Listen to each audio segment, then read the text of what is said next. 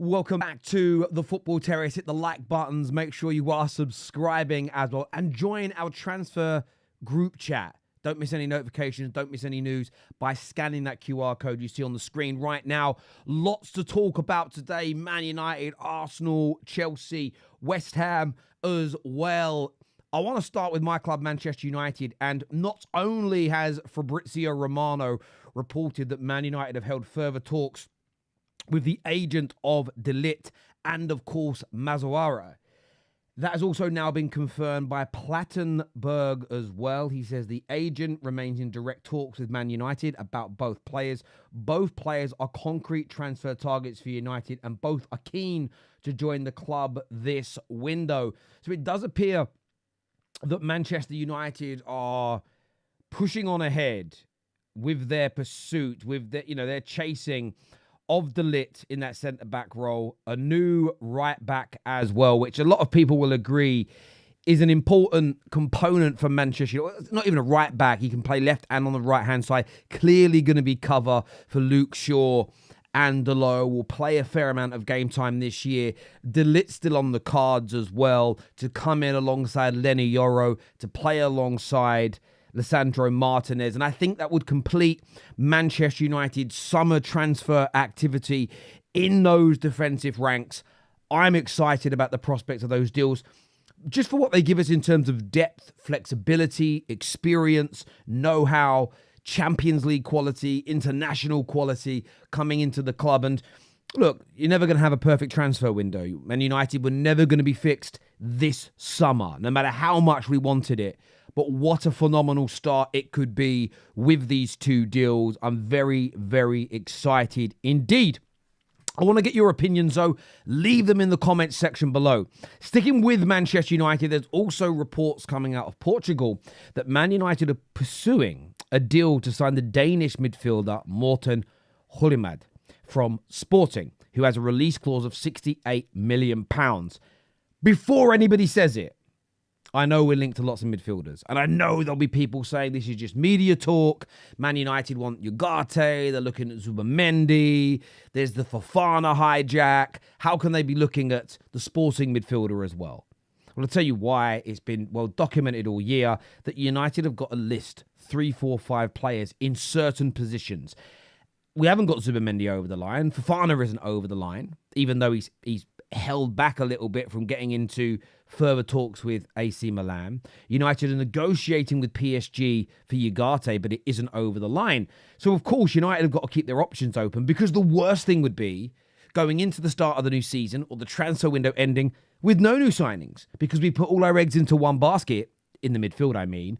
All our eggs into one basket, it doesn't come off and it leaves us short. So I'm not going to disregard this story. I'm not going to say it's completely made up, completely fabricated, zero chance of it happening. But I don't feel that it's a priority for Manchester United at this particular moment in time. Just based on the other stories, I'm not in the know. I'm not talking to anybody at Man United.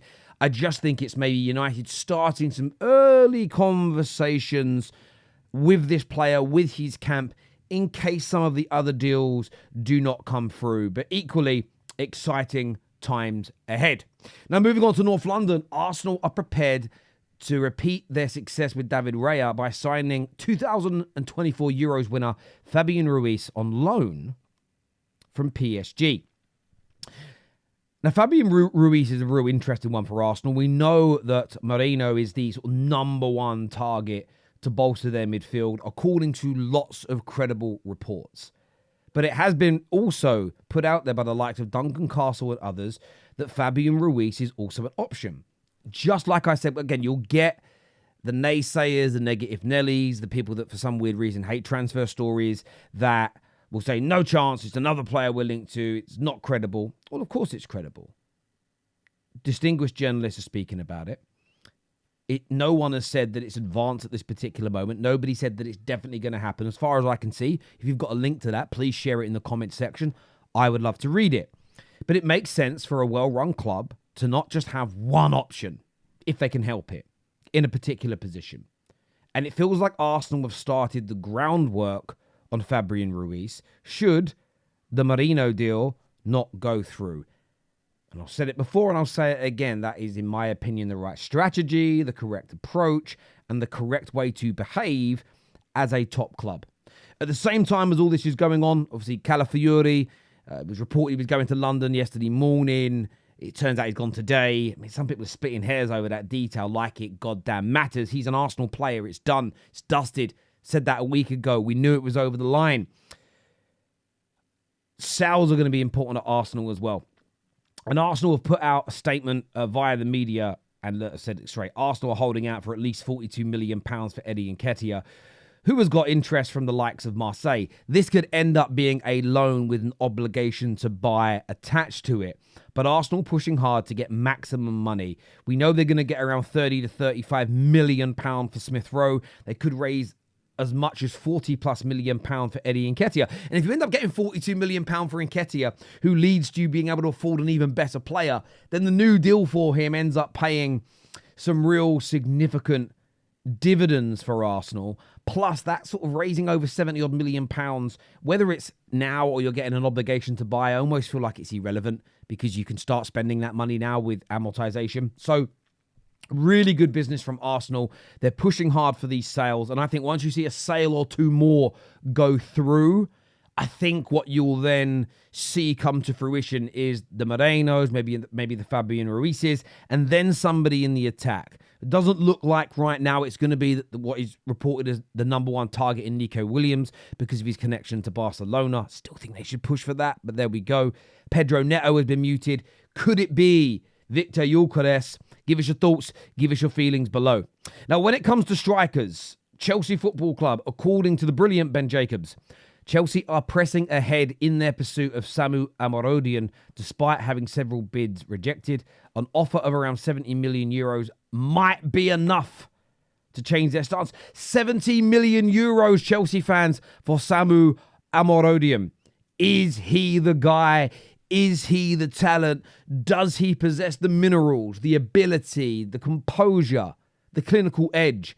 At 70 million euros, I will add, which is a significant investment for a young, relatively untried and tested, pretty much unknown. No one was talking about him. No Prem fan. Even the Prem fans who are watching La Liga, you may have heard of him, but nobody was talking about him. Not a single person. You know, what did we get last year on the Football Terrace? 20, 30, 40 million views? I don't even know, right? No one mentioned it. AFTV, Chelsea Fan TV, United Stand. You add it all up, there's hundreds of millions of views there. No one was talking about Samu Omorodion. Now, I'm going to say this. I'm going to caveat this. And some will say it's sitting on the fence. I call it being an adult. I think Chelsea should be going for more experience. I believe, subjectively speaking, Ivan Toney, Osimhen, this is where the money should be going from Gyökeres. This is where the money should be going from Chelsea. More experience. Some of those players obviously much older than Omorodion as well. But objectively speaking, Atletico Madrid are asking for big money for him to leave. And the reason why I say that, I feel like that is significant, is because, and I want to make sure I say this in the correct way. The reason I say that's significant is we know Ati are a well-run club. We know that they've got good talent ID. They compete for titles. They're a well-rounded football club. Is there a star in the making that none of us can see right now? Is there a gem to be polished and unearthed that we're just not seeing? That's me being objective. Chelsea fans, I want your views. Chelsea fans, I would love your opinions, your thoughts, your feelings on this matter. As ever, hit the like button if you haven't done so already. Please make sure you are subscribing. If you do those two things and you click on the bell notifications, you should be told when we have new content coming out. However, it's not a guarantee. Do all those things anyway, but join our transfer group chat. All the links to all of our shows get shared in there, so you'll never miss another one again. Until next time, my people, take care. Goodbye, God bless, and I'll see you all again soon.